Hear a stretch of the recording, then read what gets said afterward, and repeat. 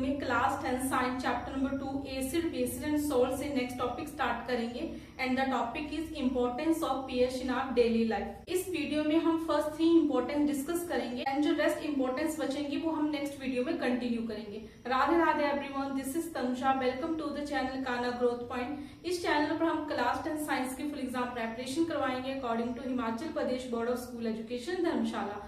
और जिन भी बोर्ड में एनसीईआरटी की बुक फॉलो की जाती है हम सभी के लिए चैनल की वीडियोस जो है वो यूजफुल रहने वाली है। So let's start. हम स्टार्ट करते हैं हमारा आज का topic and topic is importance of pH in our daily life. हमारी डेली लाइफ में पीएच की क्या इंपॉर्टेंस है, ठीक है। प्रीवियस वीडियो में हमने ये टॉपिक स्टार्ट किया है पीएच का, वहां पर हमने पीएच के बारे में, पीएच स्किल के बारे में डिटेल में स्टडी किया है। उसी टॉपिक को हम इस वीडियो में कंटिन्यू कर रहे हैं और इस वीडियो में हम डिस्कस करेंगे importance of pH in our daily life. Clear. यहाँ से इस टॉपिक से क्वेश्चन जो है वो प्रीवियस ईयर में पूछा गया है। क्वेश्चन कैसे पूछा गया था, what is the importance of pH in everyday life, ठीक है।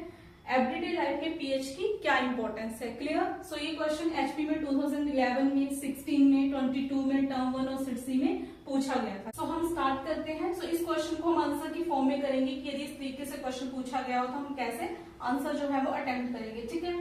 सो यहाँ पर importance of pH in our daily life, pH has important role in our daily life. PH का हमारी डेली लाइफ में बहुत इंपॉर्टेंट रोल है। क्लियर। फर्स्ट इंपॉर्टेंस हम डिस्कस करते हैं in animal world. Animal world में पीएच की क्या इंपॉर्टेंस है, ठीक है। Many of the processes in our body occur with in the pH range of 7.0 to 7.8। हमारी बॉडी के अंदर एनिमल की बात करें तो हम भी इंक्लूड होते हैं, तो हमारी बॉडी के अंदर पीएच जो है वो किस रेंज में काम करती है, 7.0 टू 7.8। क्लियर। We can survive in this narrow range, हम इसी रेंज में सर्वाइव कर सकते हैं। मीन्स कि हमारी बॉडी जो है वो 7.0 टू 7.8 पीएच रेंज के बीच में वर्क करती है, ठीक है।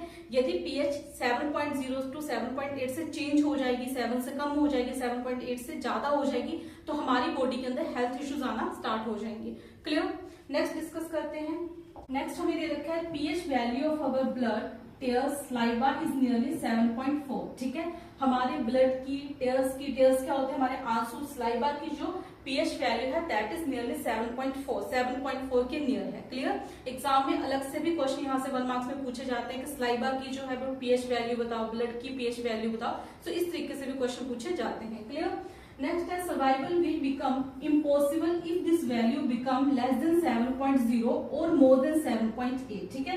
यदि ये वैल्यू जो है वो 7.0 से कम हो जाए, दिस इज 7.0, ठीक है, मीन्स की 7। यदि ये वैल्यू 7 से कम हो जाए और 7.4 से ज्यादा हो जाए तो सर्वाइव करना हमारे लिए क्या हो जाएगा, मुश्किल हो जाएगा। Clear. When the pH of rain water is less than 5.6, यदि जो पीएच है रेन वाटर की वो 5.6 से कम हो जाती है तो इसे हम क्या बोलते हैं, एसिड रेन बोलते हैं, ठीक है। तो यहाँ से डेफिनेशन आ जाएगी एसिड रेन की, जो कि अलग से एग्जाम में पूछी जा सकती है। Clear. This is a important question कि एसिड रेन की डेफिनेशन पूछी जाती है एग्जाम में। सो एसिड रेन क्या होती है, जब रेन वाटर की पीएच जो है वो 5.6 से कम हो जाती है तो ऐसे रेन को क्या बोला जाता है, एसिड रेन बोला जाता है। Clear. Then when acid rain flows into the rivers, it lowers the pH of the river water. जब एसिड रेन जो है वो रिवर्स में जाती है, बारिश होगी तो वो रिवर्स में भी जाएगी बारिश, ठीक है। तो जब बारिश जो है वो रिवर में जाएगी तो क्या होगा, तो जो रिवर में एक्वेटिक एनिमल्स रहते हैं उनके लिए क्या होगी, हार्मफुल होगी। क्या हो जाएगा, बोला पीएच जो है वो रिवर वाटर की लोअर हो जाएगी, जिससे क्या होगा, the survival of such aquatic life in reverse become difficult. जो रिवर्स के अंदर लाइफ रह रही है, मीन्स जो भी प्लांट्स होंगे, जो एनिमल्स होंगे, एक्वेटिक लाइफ के होते हैं जो पानी के अंदर रहते हैं, ठीक है।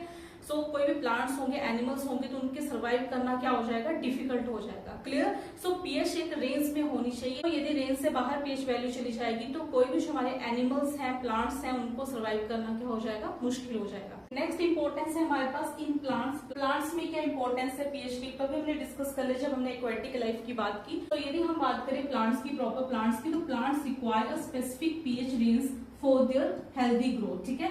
प्लांट को भी हेल्दी ग्रो करने के लिए एक स्पेसिफिक पीएच रेंज चाहिए होती है, ठीक है।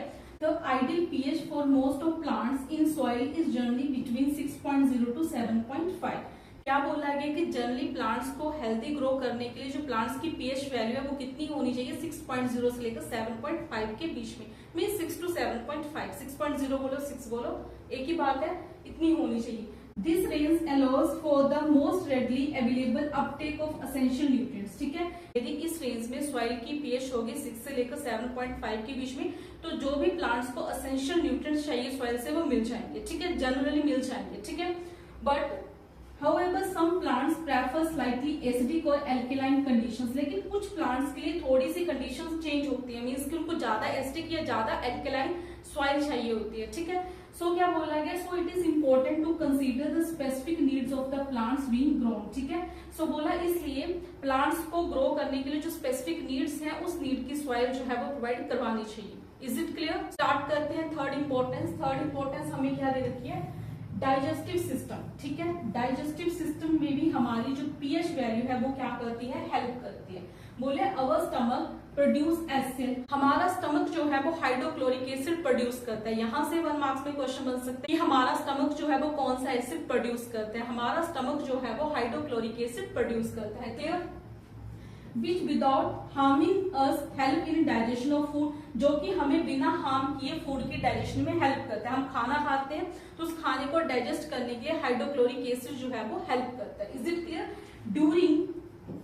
During indigestion stomach produce too much of the acid, जब इनडाइजेशन हो जाती है हमें तो क्या होता है, स्टमक जो है यही एसिड बहुत ज्यादा प्रोड्यूस करना स्टार्ट कर देता है। ठीक है, ये जो एसिड है हमारी बॉडी में एक लिमिट में प्रोड्यूस होना चाहिए जो कि डाइजेशन में हेल्प करता है, लेकिन जब एक लिमिट से ज्यादा प्रोड्यूस होना स्टार्ट हो जाए फिर उसकी वजह से क्या होता है, हमारी बॉडी में इनडाइजेशन हो जाते हैं, हमें पेन होते हैं, इरिटेशन होती है। Is it clear? To get rid of this pain bases are used which are called antacid. बोले कि इस पेन से हमें रिलीफ पाने के लिए हमें यूज करना चाहिए एंटासिड। हम क्या यूज करते हैं, एंटासिड यूज करते हैं, जो कि क्या होता है, माइल्ड बेस होता है। ठीक है, बॉडी में क्या हो रहा है, एसिड प्रोड्यूस हो रहा है, तो एसिड को न्यूट्रलाइज हम कैसे करेंगे, बेस की हेल्प से न्यूट्रलाइज करेंगे। तो हमें क्या लेना पड़ेगा, कोई माइल्ड बेस लेना पड़ेगा जो कि एसिड को न्यूट्रलाइज कर दे, हमें पेन से और इरिटेशन से क्या मिले, रिलीफ मिले। ठीक है, सो जो माइल्ड बेस हम यूज करते हैं to get rid of acid that is called antacid. Clear? So यहाँ से एंटासिड की डेफिनेशन पूछी जाती है। ठीक है, बहुत इंपॉर्टेंट क्वेश्चन ये भी बनता है 1 मार्क्स में। क्लियर? अब यहाँ पे हमें बोला कि आपको कोई माइल्ड एंटासिड लेना चाहिए। ठीक है, तो वो कौन सा है, यहाँ पर बोला for this weak base milk of magnesia, और वो कौन सा एंटासिड का एग्जांपल यहाँ पे बताया कि आप मिल्क ऑफ मैग्नीशिया ले सकते हो। ठीक है, तो आपको एग्जाम में एंटासिड का एग्जांपल भी पूछा जा सकता है। तो मिल्क ऑफ मैग्नीशिया का दूसरा नाम क्या है, मैग्नीशियम हाइड्रोक्साइड। ठीक, सो आई होप कि आपको 3 इंपॉर्टेंस जो है पीएच की हमारी डेली लाइफ में समझ आ गई है। तो रेस्ट इंपॉर्टेंस है वो हम नेक्स्ट वीडियो में कंटिन्यू करेंगे। आई होप आपको ये वीडियो पसंद आए है। यदि आपको ये वीडियो पसंद आए है तो लाइक करिए, शेयर करिए, कमेंट करिए। क्लास 10 साइंस की फुल एग्जाम प्रिपरेशन के लिए according to Himachal Pradesh board channel को सब्सक्राइब करिए। थैंक यू, टेक केयर, मिलते हैं नेक्स्ट वीडियो में।